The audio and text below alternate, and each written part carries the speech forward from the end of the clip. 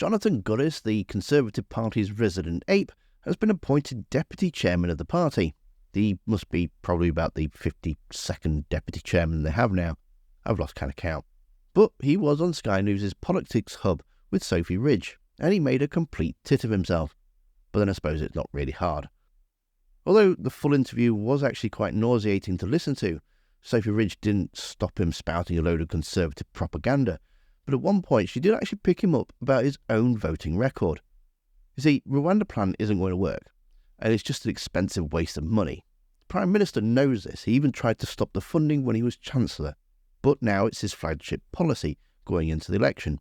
And by the sounds of it, he doesn't actually want the policy to go through. He wants to be able to blame Labour and the Labour Lords for blocking it. Thing is, though, the Conservatives do actually have a majority in the House of Lords.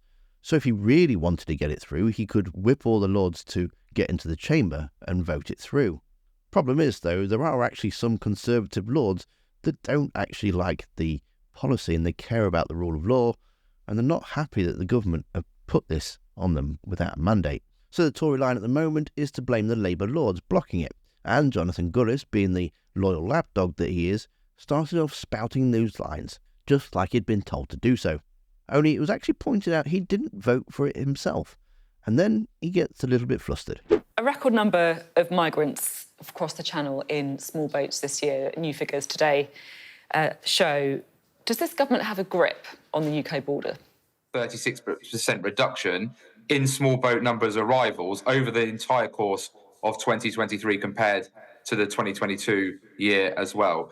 But there is one big elephant, I should say, Sophie, in the room, which is the fact that get the right animal, which is the fact that we have a very clear plan to get people deported to Rwanda, because if you enter this country illegally, you will not be able to claim asylum. But those pesky peers in the House of Lords, predominantly Labour, and Labour MPs and Sir Keir Starmer in the House of Commons are continuing to block any attempts that we make in order to get this Rwanda policy off the ground, because one, it will act as an effective deterrent, but you need it, as with all the other measures, to make sure that we have that effective plans.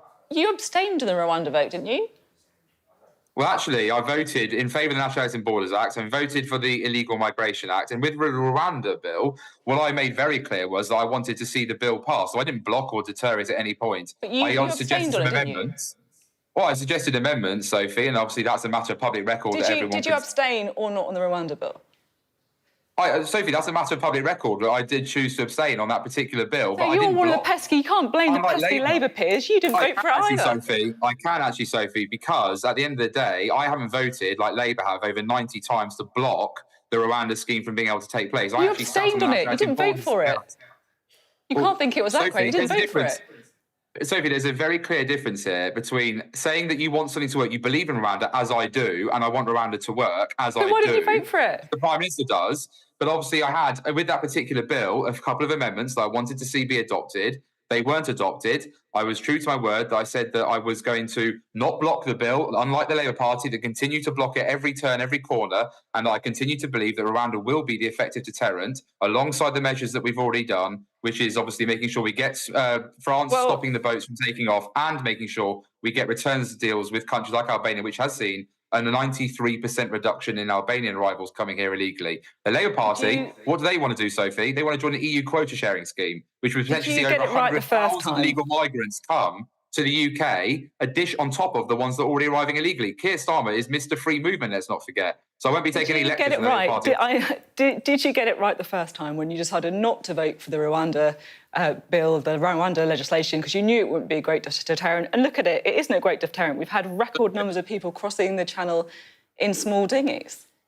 Sophie, I have never said anything along the lines that you've inferred. I've always said Rwanda will be an effective deterrent. All I've ever wanted to do is make sure that that deterrent is as strong as possible. And everything I've done is to make sure that we deliver the Rwanda policy, because I understand that important promise that we made on stopping the boats to the British people and the impact that will have not just on the electoral chance of the Conservative Party, but more importantly, about taking back control of our laws and our borders. The Prime Minister was brave enough to push ahead with the Rwanda scheme to make sure that we have the Illegal Migration Act. He's now doing what he's needed to get it through Parliament, albeit under Labour peers and Labour members of Parliament choosing to vote against, which I've never done, in order to stop and prevent this policy. Labour themselves have said they would cancel the scheme even if it works. That is the definition of madness. It's not the first time Jonathan Gullis has made an idiot of himself. It was only a few weeks ago that the Deputy Speaker had to basically tell him to sit down and shut up.